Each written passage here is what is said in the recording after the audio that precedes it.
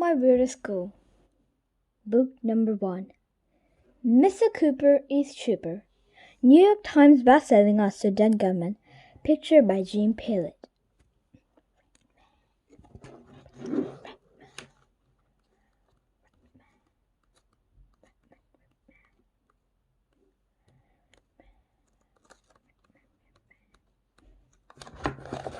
The truth about Mr. Cooper. We were in Bamatorian eating lunch. I had peanut butter and jelly sandwich. Micah had a peanut butter and jelly sandwich. Neil and Alexia had a peanut butter jelly sandwich. In case you were wondering, we all had peanut butter and jelly sandwich. Well, everything except Ryan. He had jelly and peanut butter sandwich. He likes to do things backward. One time, Ryan invented witch sand, which is a sandwich with the stuff on the outside and the bread in the middle. Mr. Cooper is weird, I said to the gang. He's always falling down and tripping over his own feet. He's kind of doofus, said Ryan. We all laughed because doofus is a funny word. It's hard to say doofus without laughing. Yeah, superheroes aren't supposed to fall down so much, said Alexia. Shh, whispered Neil. Mr. Cooper might hear you. How could he possibly hear us? Asked Michael. Maybe he has a super hearing, whispered Neil. He told us he can make himself invisible. He may be standing behind us right now. We all turned around. Mr. Cooper wasn't there, just to be on the safe side. I took out a pen and wrote a secret message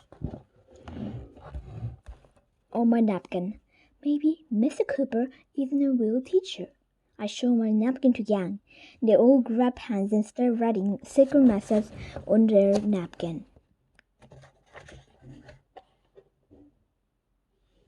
Alexia, maybe he'll lock our real teacher in our abandoned barn.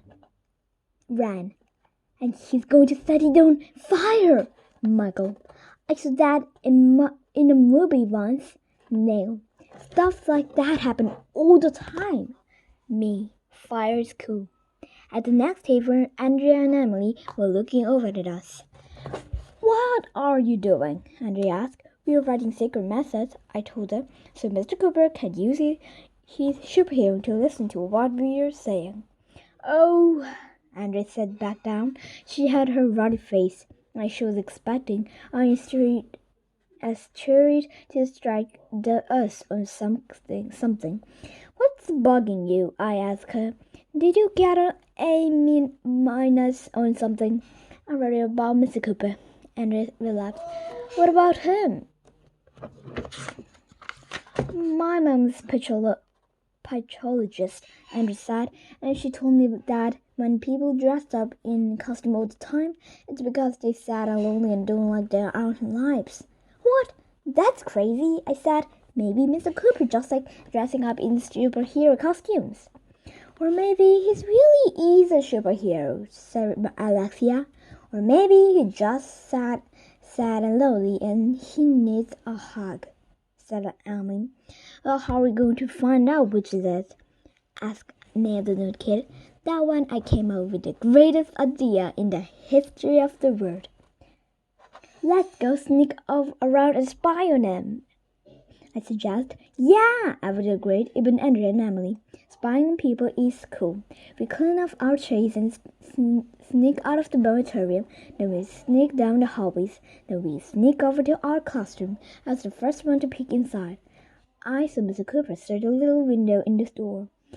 He's in there, I told Gang. Shh! Everybody shot me. What's he doing? Asked Andrea. It looks like he's eating a sandwich, I report. What kind of sandwich? Asked Ryan, who is really into sandwich. Who's cares what kind of sandwich he's eating? Asked Alexia. I could be important, said Ryan. It doesn't matter what kind of sandwich he would eating, said Michael. It does too. It does not. We went back and forth like that for a while. As we were arguing, the stuff suddenly opened and Mr. Cooper came out. What are you doing here? He asked. Shouldn't you be eating in the lunchroom? I didn't know what to say. I didn't know what to do. I had to think fast. Aha! I said, we caught you. Caught me doing what? Asked Mr. Cooper. We caught you eating a sandwich, I said. Superheroes need to eat too, said Mr. Cooper. We need to keep our super strengths. What did you eat in the teacher lounge? Asked Neil. Yeah, said Althea. What did you eat in the teacher lounge? The door was locked, Mr. Cooper told us. Mr. Cott didn't give me a key yet. Why didn't you use your super strength to kick down the door to teacher lounge? Asked Ryan. Yeah, said Michael. If you were a real superhero, you would kick down the door. Michael had a point.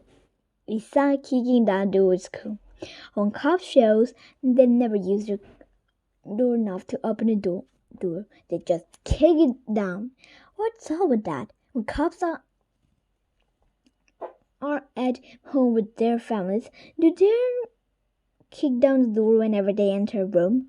I tried to kick down the door once, but I hurt my foot. If I kick down the door to teacher lounge, we have to get a new door, said Mr. Cooper. He was right about that. Do you need a hug? Andy asked Mr. Cooper. I can always use a hug, he laughed. Would you give me a super hug? We all gave Mr. Cooper a big group hug, but I didn't trust him. He always has some excuse for not using his superpower. I began to think that maybe Mr. Cooper wasn't a superhero after all. Maybe for change, Andy was right. Chapter 10. The Big Surprise Ending. The next morning, Mr. Cooper came running into our classroom. He told us he was a lava man, and he told us about volcanoes. Then he ran out of the room and came back as a radar man. He told us about a meteorology. Then he ran out of the room and came back as an electric man. He told us all about electricity. It's fun to learn stuff from a superhero, whether he's a real superhero or not. At recess, Mr. Cooper and Mrs. Ruby were the teacher on duty.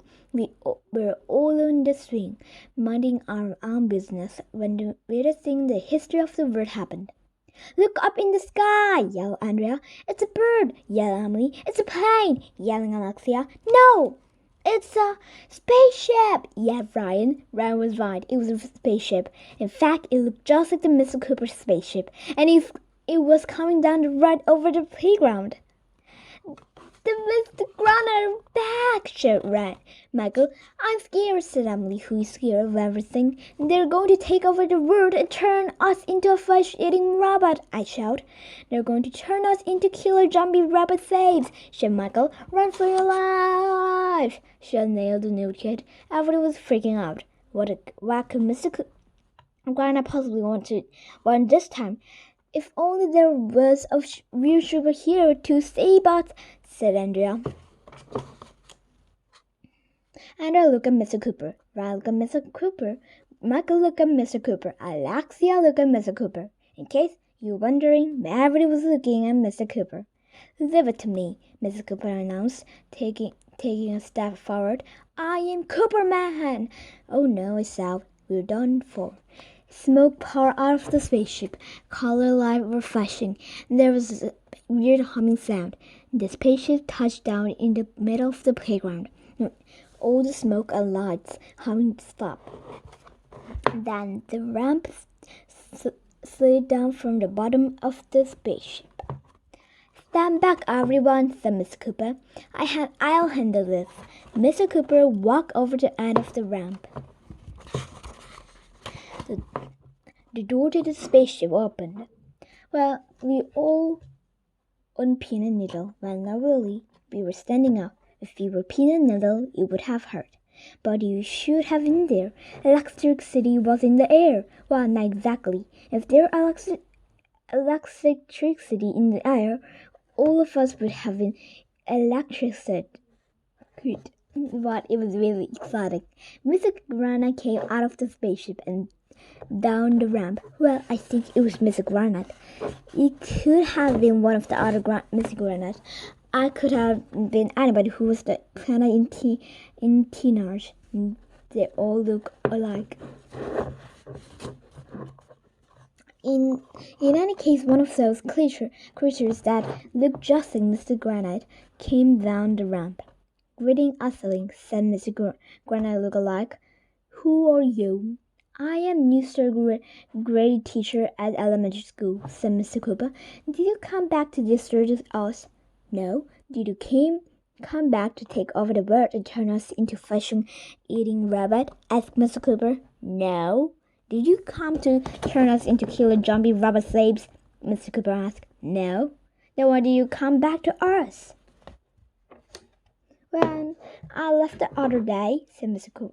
Granite, "I forgot to give back my key to the teacher lounge. When you borrow something, you should always return it." "Like library books," yelled Mrs. Rippy. "Wow, Mr. Granite traveled 1,100,000 light years just to bring back the key to the teacher lounge? That was weird." Mr. Granite turned Mr. Cooper the key. "Thank you," said Mr. Cooper. "Now I don't have to eat my lunch in the classroom anymore." Mr. Granite turned around and went back up in the ramp into the spaceship. The door closed behind him. We all breathed a sigh of relief. I felt like this called for liberation. "Mr. Cooper saved us!" I shouted, jumping up and down. "Hooray for Mr. Cooper! Hooray for Mr. Cooper! Hooray for Mr. Cooper!" I figured everybody was going to jump up and down, chanting "Hooray for Mr. Cooper" with me. I looked around. Nobody else was jumping up and down. Nobody else was chanting. Everybody was looking at me. I hate when that happened. I stopped chanting. Smoke poured out of the spaceship, colored light were flashing. There was a weird humming sound. Then the window of the spaceship opened. "Goodbye again!" Mr. Granite yelled out to us. "Goodbye, Mr. Granite!" we all yelled. 10, 9, 8, 7, 6, 5, 4, 3, 2, 1. The spaceship left off, and it zoomed to the left, it jibbed to the right, and then it was gone forever. Well, that's pretty much what happened. Maybe another spaceship will land in the playground someday. Maybe Mr. Granite will grow some hair out of his ears. Maybe Carl will stop using the doorknob instead of kicking down the door all the time. Maybe they come up with some different names for the people who live on the planet in Tenoge. Maybe the alien will come back and turn us into flesh-eating rabbit.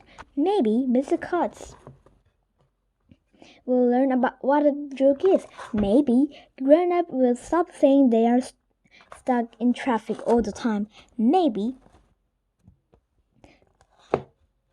cows will stop bumping in spaceship. Maybe regular people will start wearing caps. Maybe aliens will stop peeling their face off all the time.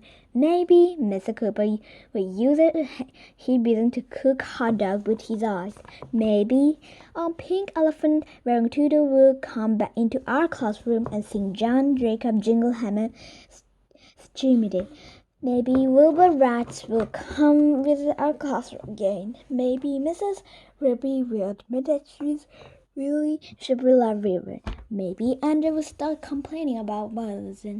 Maybe our real teacher will escape from the burning barn. Maybe I will give back Michael Ball football. Maybe Mr. Cooper will stop running to doors, falling down, and being such a fuss.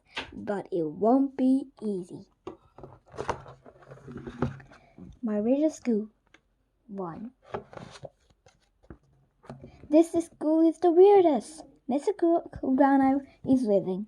That means there's going to be a new third grade teacher, but Mr. Cooper is even weirder than Mr. Granite. He thinks the best way to teach is to come to school disguised as a superhero. What happened when a real superhero isn't it? Will Mr. Cooper protect the school from evil just embraces to death? Mr. Cooper is super. New York Times bestselling author That Government, pictured by Jim Paley.